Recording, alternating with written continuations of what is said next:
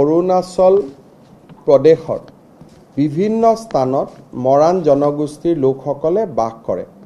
কিন্তু অৰুণাচল চৰকাৰে তেওঁলোকৰ যিয়ে অসুবিধা নহওক কিয় এই যুৱক যুৱতীসকলক বা বাসিন্দাসকলক স্থায়ী নাগৰিকত্বৰ প্ৰমাণপত্ৰ নিদিয়া বাবে বা PRC নিদিয়া বাবে অৰুণাচলত তেখেতসকলে বিভিন্ন সুবিধাৰ পৰা বঞ্চিত হ'বলগীয়া হয়। বিষয়টোৰ সম্পৰ্কত অৰুণাচলৰ মুখ্যমন্ত্ৰীৰ লগত মই যোগাযোগত আছোঁ।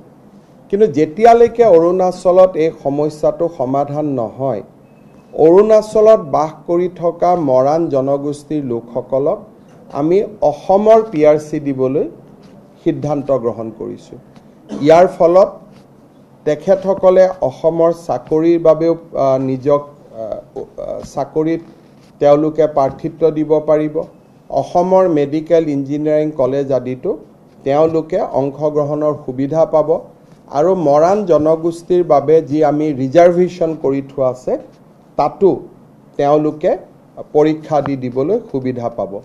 মই ভাবোঁ যে এইটো অসমৰ আটাইতকৈ প্ৰাচীনতম জনগোষ্ঠী মৰাণ জনগোষ্ঠীৰ বাবে আজি কেবিনেটে এটা ঐতিহাসিক সিদ্ধান্ত গ্ৰহণ কৰে।